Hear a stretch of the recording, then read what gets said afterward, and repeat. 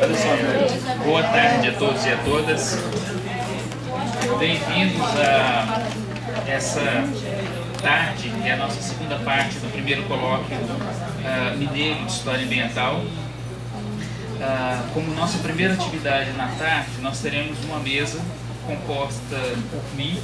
Vou apresentar um trabalho titulado Natureza na História de Mato Grosso, Memória, Identidade e Projeto. Eu sou Eliberto de Carvalho, professor aqui da casa, composta pelo Yuri Mesquita, diretor do arquivo público da cidade de Belo Horizonte, com o título Entre o Projeto e a Realidade, os rios de Belo Horizonte no alvorecer da cidade, 1891-1948, e uma terceira palestra da Carolina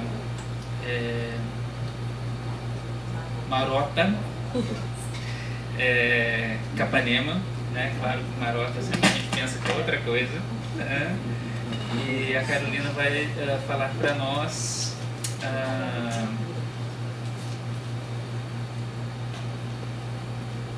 uma fala com o título Natureza e Política nas Memórias Setecentistas. Como nós fizemos da dinâmica de manhã, nós vamos permanecer agora à tarde. Cada um dos expositores vai fazer a sua fala, vira mesmo, fazer a sua fala, e ao final vamos compor a mesa para o debate. Depois do intervalo, um cafezinho à tarde, aí nós teremos a conferência de encerramento do professor Juscelino Aurélio. Fernando, você pode ir.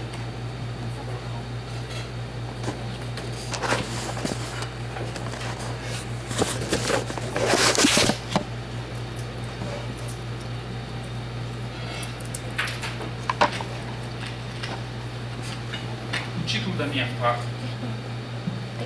título da minha fala nessa tarde é de um projeto que eu venho desenvolvendo já faz 2 anos. Primeiramente, eu gostaria de colocar 3 pressupostos desse trabalho. O primeiro é que eu procuro pensar aqui os problemas ambientais não enquanto um problema da inter-relação do ser humano em abstrato com a natureza, e sim enquanto algo gerado pelo conflito entre diferentes formas de apropriação do mundo natural. Segundo pressuposto é a questão da trilogia que forma o subtítulo do trabalho, tirado do arquivério, da memória, identidade e projeto. Ora, obviamente, memória aqui não é o passado, tal como ele foi, na expressão famosa do Rank, mas uma reconstrução. Reconstrução essa feita sempre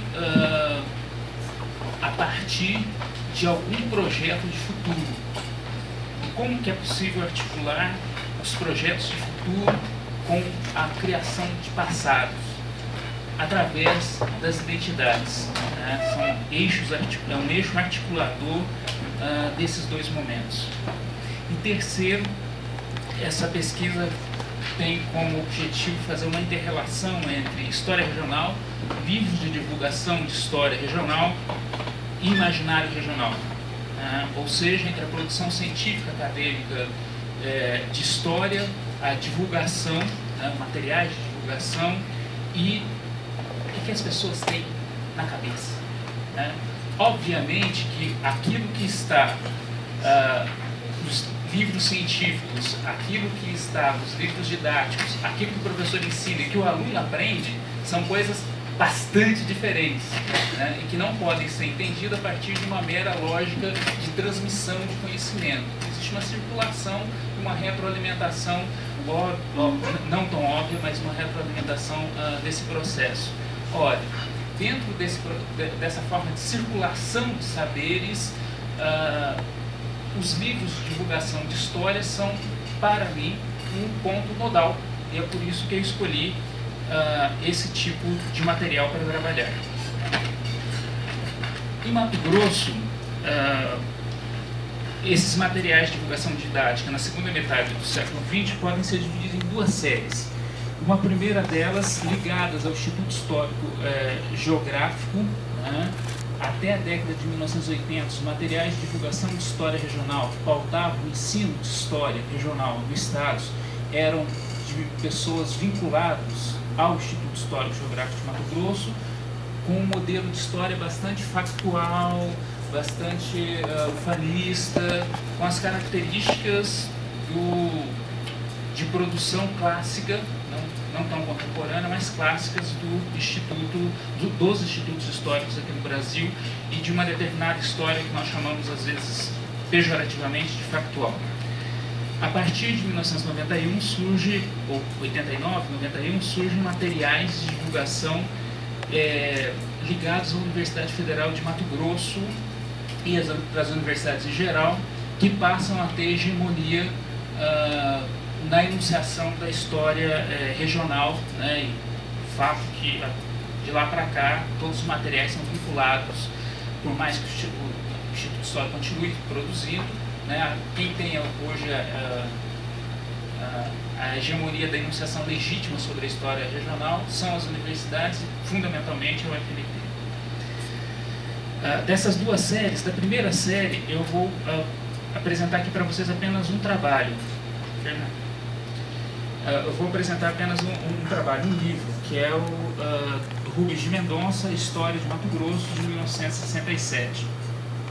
É interessante que o Rubens de Mendonça era um jornalista, burocrata, poeta, historiador, diletante, e a principal avenida moderna da cidade é denominada justamente Historiador Rubens de Mendonça. Das muitas atividades dele, foi historiador que ficou.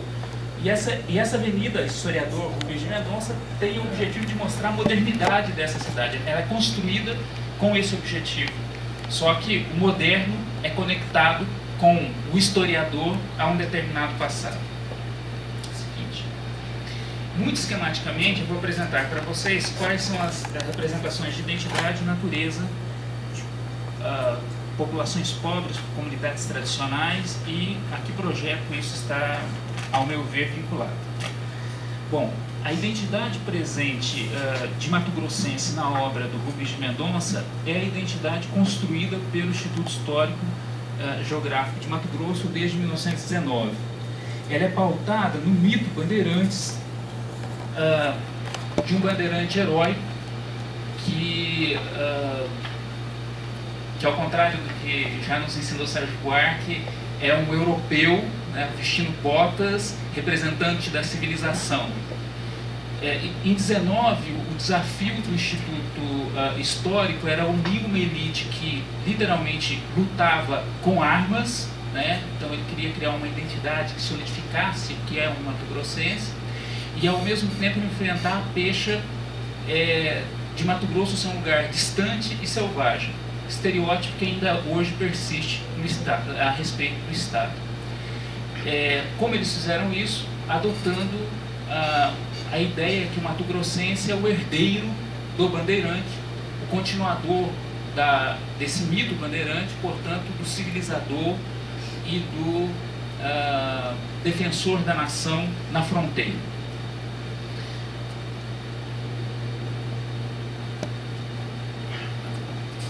A respeito da natureza.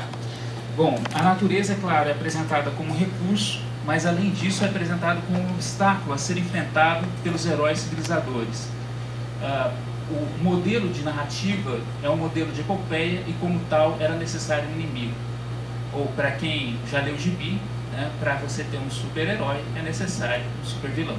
O super-vilão, no caso dessas narrativas, eram os rios, as florestas e principalmente o clima, além dos insetos, etc, etc. Né? E nem mesmo, como esse material é ufanista, nós poderíamos esperar que houvesse um louvor da natureza regional em virtude de como que o discurso nacionalista se aproxima de um engrandecimento da nação por meio da natureza dessa nação. Mas não há isso, que há um grande silenciamento a respeito do mundo natural. Tem uma outra obra que eu não trouxe aqui material, porque não daria tempo, do Otaíde Jorge da Silva, que é um livro com 82 páginas, 18 fotos, de 1982, de divulgação de história do Mato Grosso, e dessas 18 fotos, nenhuma é sobre o mundo rural, muito menos sobre florestas, rios. As fotos são de prédios urbanos, né, onde o verde mal aparece, o que para mim é uma continuidade dessa representação do estado de Mato Grosso como um estado, apesar de seus quase 1 milhão, do atual estado de Mato Grosso, apesar de ser quase 1 milhão de quilômetros quadrados, na sua ampla zona rural, florestas, etc. Nesse momento o estado de Mato Grosso se procurava representar o estado de Mato Grosso como urbano, civilizado, né? E essa era, e tudo mais que não tivesse essas características era reprimido. Notem que isso não significa, me parece, uma ausência de uma representação de natureza, né? Mas o silêncio é indicativo de uma dada representação de natureza. Próximo, por favor. As comunidades tradicionais nessa narrativa, elas são silenciadas, né? Elas aparecem, a elite aparece com nome e sobrenome, as comunidades tradicionais aparecem como povo. Aí sim, de acordo com o discurso nacionalista, que camuflava as diferenças e procurava criar uma homogeneidade na nação com a ideia de povo, né? De um único povo, de uma única nação. Aqui projeto essas dadas representações que eu esboço aqui em grossos traços, estavam vinculadas a um projeto de colonização dirigida por meio da migração de pessoas de fora do estado de Mato Grosso e a expropriação de grupos autóctones. Por que a expropriação desses grupos autóctonos? Porque eles, segundo essa interpretação, não cultivavam a terra, né? E não compartilhavam uma determinada sese do trabalho capitalista. Ou seja, esses grupos pobres locais trabalhavam para viver e não viviam para o trabalho, e por isso eles não seriam aptos a modernizar o Estado na perspectiva da sua elite, naturalmente. O que é um projeto que vem de longo prazo na elite regional mato-grossense. Mas na Primeira República, pelo menos existia, como mostra a Lília Galletti, um projeto divergente, né, que visava modernizar o extrativismo do Estado. Então, na Primeira República, borracha e erva mate eram os grandes produtos de produção do Estado. E alguns tinham uma perspectiva de manutenção de uma dada biodiversidade até certo ponto, por meio e, ao mesmo tempo, adentrar na modernidade por meio de uma racionalização dos processos extrativistas. Agora, uma outra parte da elite procurava simplesmente derrubar a floresta e estabelecer cultivos de alguma monocultura. Tal proposta, com a marcha pro-oeste do governo Vargas, foi a vencedora. Mas durante o governo Vargas e no período democrático de 1945 a 64, essa proposta de colonização dirigida não teve grandes efeitos no atual estado de Mato Grosso. Agora, posteriormente, com o golpe civil-militar de 1964, isso muda, especialmente a partir de 1970, quando uma série de políticas públicas, principalmente um amplo financiamento e a construção de estradas, possibilitaram um massivo processo de colonização, com manutenção de uma grande concentração fundiária, apesar dos projetos de colonização para atender pequenos agricultores, mas manteve uma grande concentração fundiária, que transformou o estado de Mato Grosso no maior produtor agrícola do Brasil e, ao mesmo tempo, gerou a destruição de uma ampla parte do cerrado da floresta amazônica e do Pantanal no território do estado de Mato Grosso. De forma que me parece bastante óbvio que essas representações, elas de natureza, de identidade presente nesse material didático, elas justificam esse projeto colonizador de destruição das florestas e de expropriação das classes populares. O segundo material que eu quero apresentar para vocês é um livro da professora Elizabeth Madeira Siqueira, História de Mato Grosso das Ancestralidades aos Dias Atuais, de 2001. A professora Elizabeth é do estado de São Paulo, por nascimento, há muito tempo foi para Mato Grosso e é professora aposentada da Federal de Mato Grosso. E foi responsável pelo primeiro livro de divulgação de História de Mato Grosso com a perspectiva acadêmica, mas isso em 91. Mas o material que eu vou analisar aqui é de 2001, que é o atual livro que ela divulga. Podemos ver nas imagens do livro que são reveladoras da sua posição, né? Para começar por chamar o livro de a sua ancestralidade, ela rompe com a perspectiva de que a história de Mato Grosso começa com a chegada do europeu, né? Além do mais, o livro, as imagens são, acho que, reveladoras, né? Muitas imagens de quilombos, de ribeirinhos, de indígenas e imagens positivadas dessas populações. Assim também você tem imagens do processo de devastação, imagens da natureza com um claro elemento de orgulho e de identidade regional, né? Essa é uma das vistas que eu acho mais sublimes que eu já vi, que é a Chapada dos Guimarães.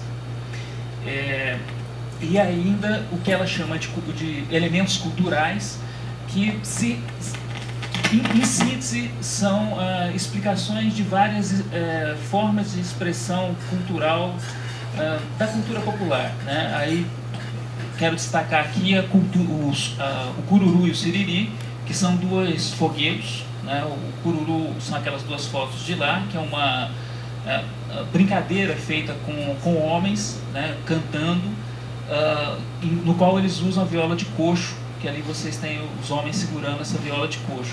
E o siriri é uma quadrilha, tipo festa junina, né, mas com as suas especificidades, não chamem aquele de festa junina que eles vão brigar com vocês. Dançada com casais de homens e mulheres, que tem uma foto aqui embaixo para vocês. Logo, bom, a identidade mato-grossense nesses livros é uma identidade muito multicultural. Existe uma natureza, um orgulho da natureza mato-grossense, e existe uma presença positivada de indígenas, quilombolas, etc, etc. Mas qual é o projeto a que esses materiais são vinculados? São vários. Aqui eu vou apresentar rapidamente pelo menos dois para vocês. Um é o que eu estou chamando. Um é o que eu chamo da elite regional, que é um projeto de unidade do Estado.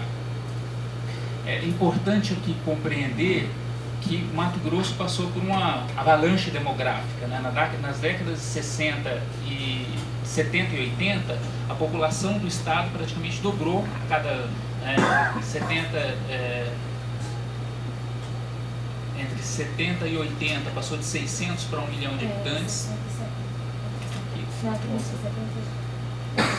E entre 80 e 90, né, passou para mais de 1 milhão de habitantes, mais de 2 milhões de habitantes, dobrou cada ano. E esse enorme aumento demográfico foi gerado principalmente em virtude do processo de migração. Um processo de migração que não mudou não apenas a população em geral, o povo, né? Mudou a elite do Estado, né? A boa parte da elite econômica do Estado de Mato Grosso é formada por migrantes ou filhos de migrantes que se foram estabelecer ou foram fazendeiros ou se tornaram fazendeiros nesses processos de colonização que comentei com vocês. De forma que o mito bandeirante, a identidade pautada no mito bandeirante, não dava mais conta de unir essa elite, principalmente numa situação um pouco mais democrática, onde percepção da população em geral era bem mais importante que na Primeira República. Nesse contexto, a professora Elizabeth me deu entrevista em 2012, em que ela é categórica. Minha preocupação foi dar a especificidade mato-grossense em cada tópico. Eu dei a identidade, diz a professora. Né? Bastante ciente da demanda que era feita para ela, né? E da forma como foi trabalhada a identidade no material que ela trabalha.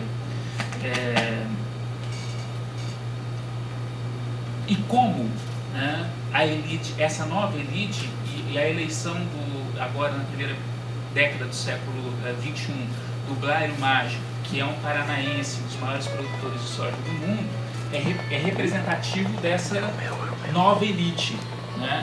Como que essa nova elite conseguiu se compor com a velha elite do Estado, né, que desapareceu, e ao mesmo tempo conseguir se eleger, né, em sociedade democrática.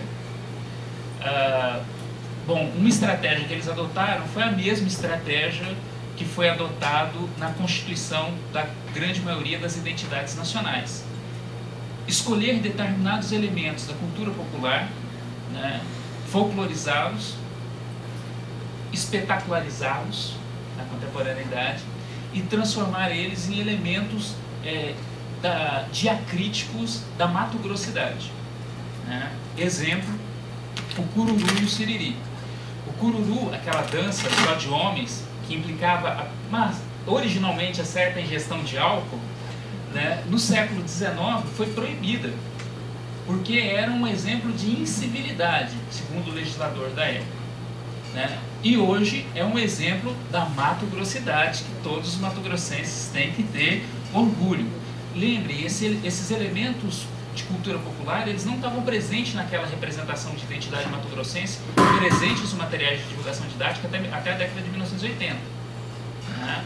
Mas agora eles entram como um elemento de política pública. Assim também o siriri, aquela dança de roda, né?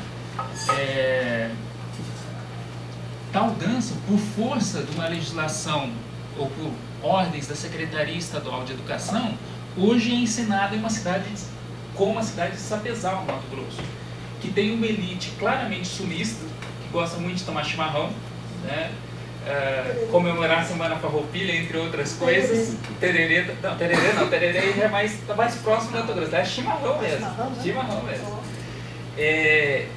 E quando você vai conversar com os professores da cidade, você descobre que quem frequenta a escola pública lá são filhos de imigrantes nordestinos. Por quê? Porque os funcionários das fazendas que formam a cidade de Sapezal, e basicamente a cidade de Sapezal é do pai do Blairo Mágico, né? Os funcionários das fazendas são imigrantes nordestinos. Então é uma cidade formada por trabalhadores com imigrantes nordestinos e patrões sulistas. As crianças são obrigadas a dançar a dança do siriri, né? Que nem os professores e nem os alunos jamais viram esse tipo de dança, né? Mas agora a dança do siriri foi alçada à condição de identidade mato-grossense.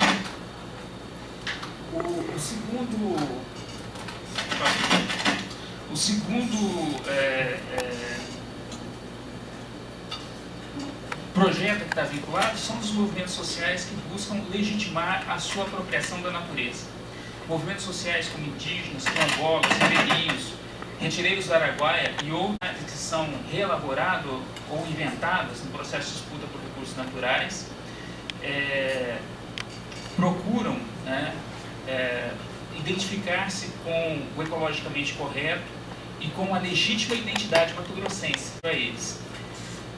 E a relação diferenciada que esses grupos estabeleciam com o mundo natural, que foi durante muito tempo uma justificativa para a expropriação, hoje, ao contrário, é uma justificativa para a sua manutenção, né, na terra. Isso é demonstrado para mim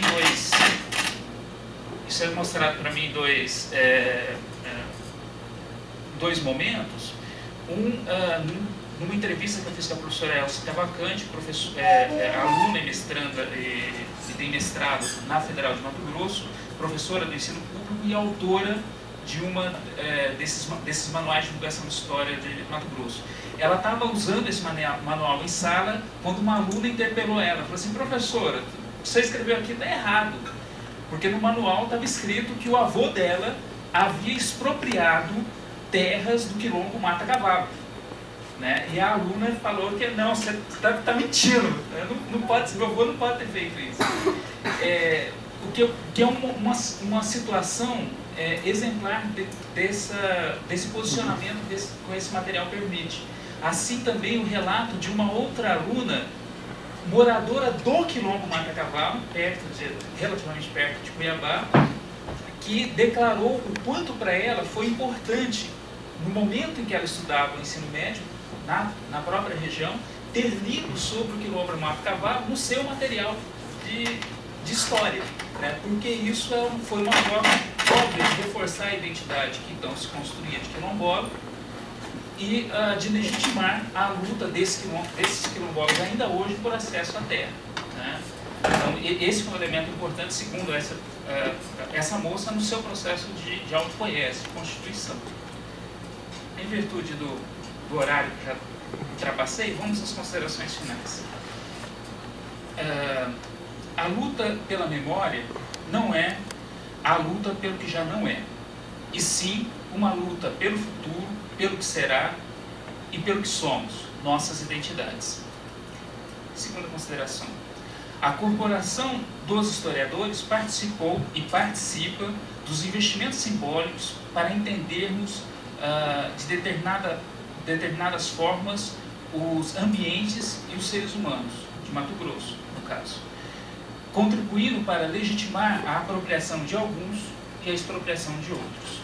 E a terceira consideração, talvez tenha que fazer um adendo aqui para entender ela, há algum tempo publiquei um artigo sobre como professores de história trabalham a questão da natureza, e o título do artigo era "A natureza não aparece nas aulas de história", que é a fala de uma professora a respeito do... Eu perguntei: como que a natureza aparece nas aulas de história? Ela respondeu assim: a natureza não aparece nas aulas de história. Bom, com o que eu expus aqui, eu acho que eu posso concluir que os historiadores jamais estiveram fora da natureza, por mais que às vezes pesquisem e ensinem como se estivessem. Obrigado.